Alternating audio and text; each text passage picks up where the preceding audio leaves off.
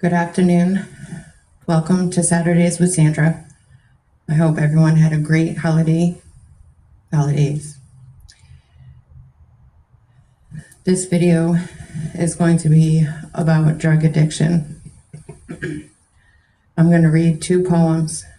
The first one is about a person that was addicted to drugs and went into rehabilitation, and she's been sober. It's called Sunshine After Rain, written by Brenda Winders. One day, when I was young, I heard a knock at my door. It sounded familiar, like I had heard it before. I opened the door, and to my surprise, there stood a young lady with blonde hair and brown eyes. She said, "I have the answers. Are you ready to play?" So I grabbed my money and I said, "Okay." There were the answers that I had always sought: liquids, pills, powders, and I bought and bought. Then one day, my friend suddenly changed. Her face became ugly, calloused, and deranged. She grabbed my hand and we tore through town. My loved ones and friends could only watch and frown. She kept whispering something I could only guess. It sounded like she was repeating, "Yes, yes, yes." How quickly from fun to very near death, how quickly from one beer to smoking crystal meth. I thought of my family, oh what a mess, but all I heard was screaming, "Yes, yes, yes." I had to find help. I was at my wit's end. I lost my child, my family, and my friends. I said, "God, are you there? Can you help me, please?" A sudden peace came over me, and I fell to my knees. God answered the riddle that so long I did guess, why my addiction kept screaming, "Yes, yes, yes." It's because I kept asking, night after night, "It's going to be different this time, right?" I said, "God, I'm not worth it. I feel like a jerk." He said, "Suit up and show up. It's time to go to work." Now it's been 8 months since I had my last drink. It's given me time to remember and think. So I'm here to tell you this little rhyme. Life keeps getting better, one day at a time. So when you think you are going insane, there's always sunshine after the rain. This second poem is written by a mother whose son was addicted to drugs. He is the dragon and the drugs are the tiger. It's called The Year of the Dragon, 1976, written by Cheryl Chartier.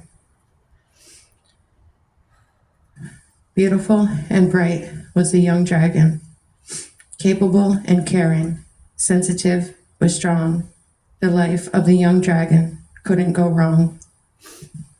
Upright and steadfast, courageous with might, who knew the dragon would get lost in the night?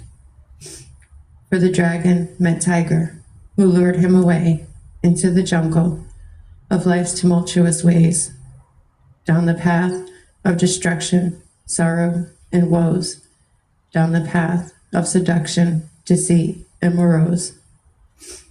The tiger made promises which led the dragon astray, away from his mother's siblings and wife, away from the people who'd given him life. Deep into the jungle, dragon followed tiger, farther up the path of the good life, deeper on the road of sorrow and strife. And when the dragon was broken, desolate, and alone, looking through bars at the life that he'd known, Tiger smiled and nodded his head, for the beautiful dragon was standing alone, far from his life, his family, and home. But Tiger underestimated the spirit of love, looking out for dragon from high up above. Spirit opened doors by providing the keys. All dragon had to do was reach for these. Be strong, young dragon, Do what you must before a vicious tiger turns you to dust. Reject all he offers. Come back to the way. We are waiting, dear dragon. Please join us today. Come back from the jungle, the tiger in harm. We're waiting, dear dragon, with wide open arms. The path will be twisted and hardships abound. With determination as your companion, you'll gain the high ground. Your new life awaits you. Grab on and demand that the tiger who holds you desist and disband. Shuck off your demons, dig deep down inside, and know that the spirit has nothing but pride. Pride for the dragon who was led astray, because dragon has the courage to keep tiger at bay.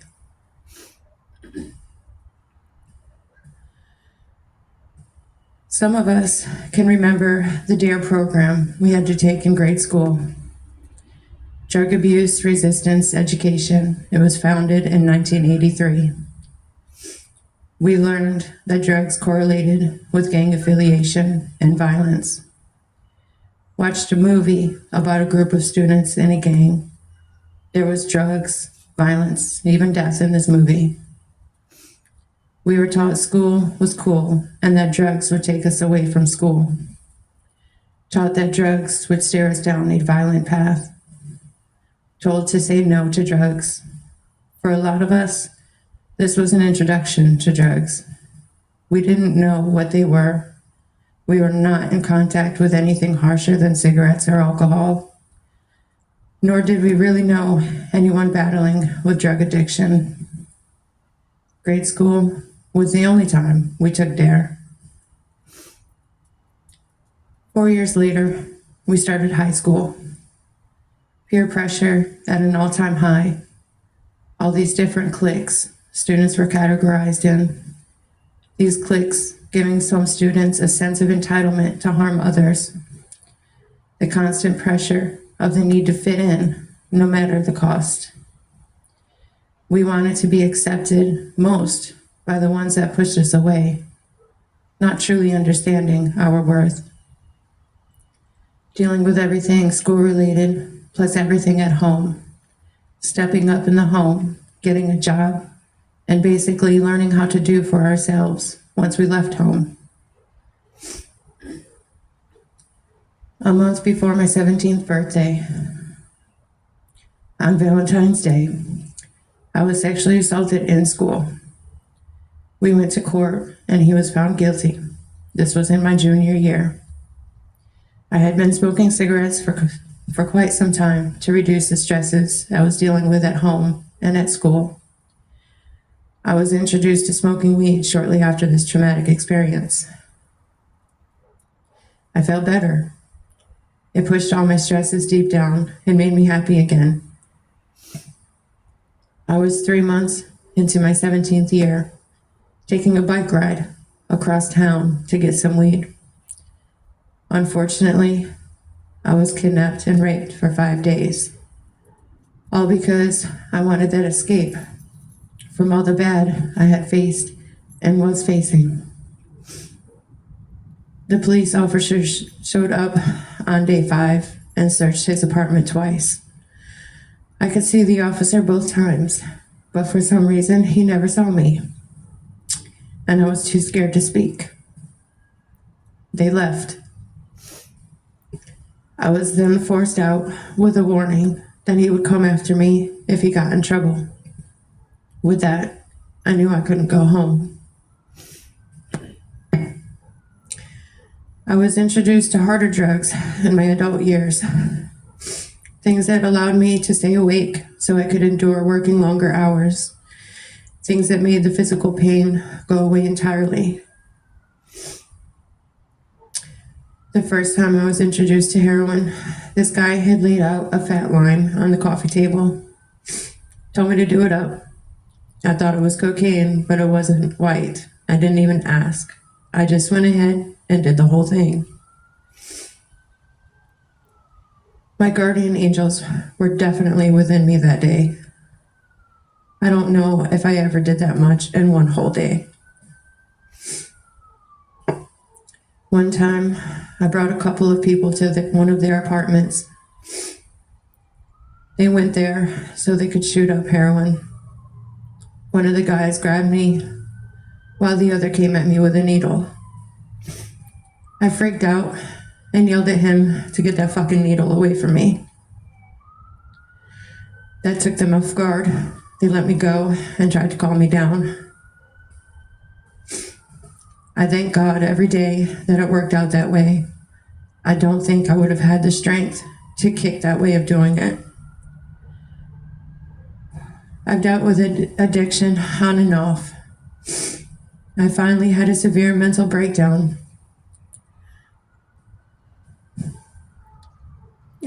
Losing my other two boys. I took that harder than anything in my life. It took me a couple of years to get right after that. Now I have 1-year-old twins, and I'm anxiously waiting for my boys' return home. I just wish I didn't keep hitting a brick wall when I inquire about such.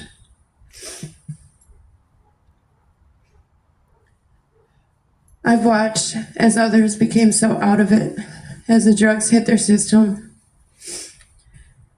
I've shielded their children from seeing them so out of it.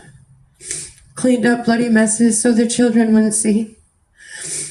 I've helped save some from overdosing.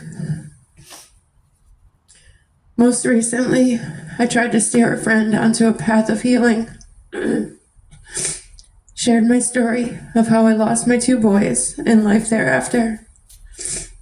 I know if she were to lose her child, she would not survive. She was ready to go into rehab that day. She even sat down with her son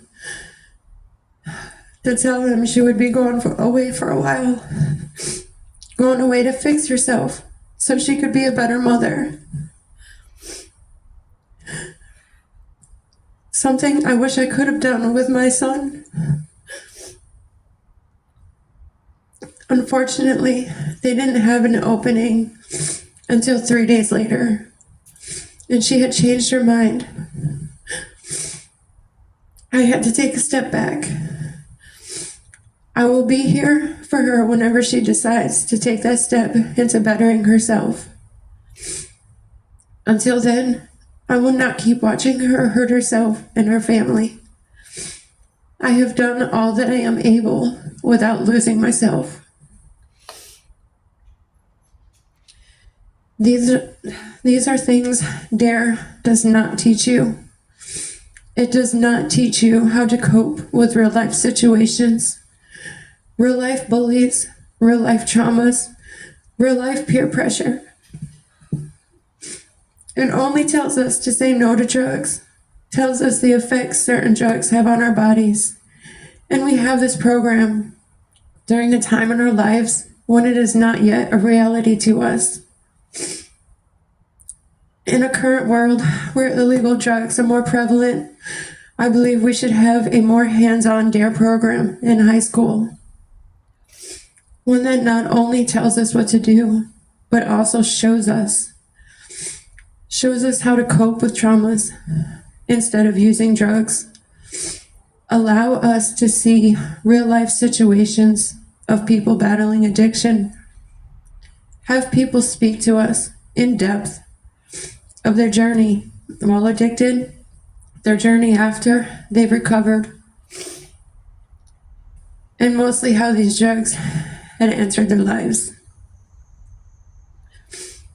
If we are old enough to have these illegal drugs around us, we are old enough to see the true reality of this pandemic.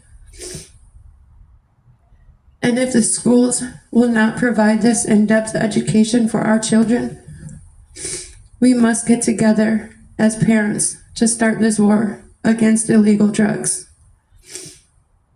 Just keep in mind how stubborn and combative we were as teenagers as we jump on this train of bettering the world for them. Try to refrain from telling our kids not to do something and just show them the why. Show them the results. And if we know someone whom already has the use of illegal drugs in their daily habit, they need a lifestyle change. They need more than a 72-hour detox can provide.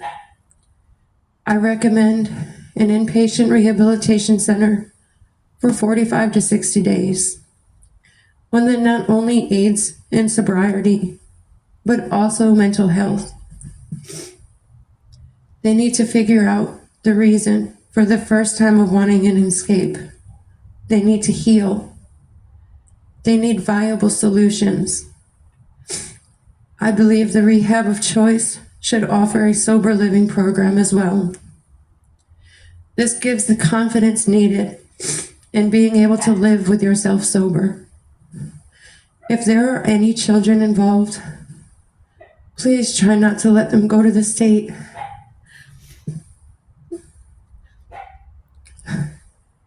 Give the children a safe place to stay with a family or close relative or friend. Allow that parent to make right for their family. Give them that opportunity for you reuniting with their child when they get out.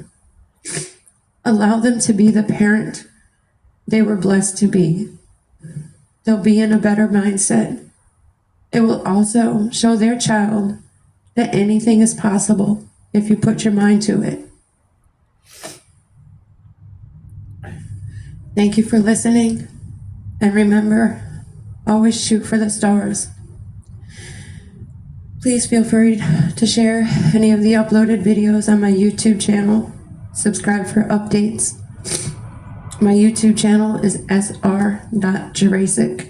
That's September Romeo Juliet Umbrella Romeo Alpha Charlie Echo Kilo. Thank you.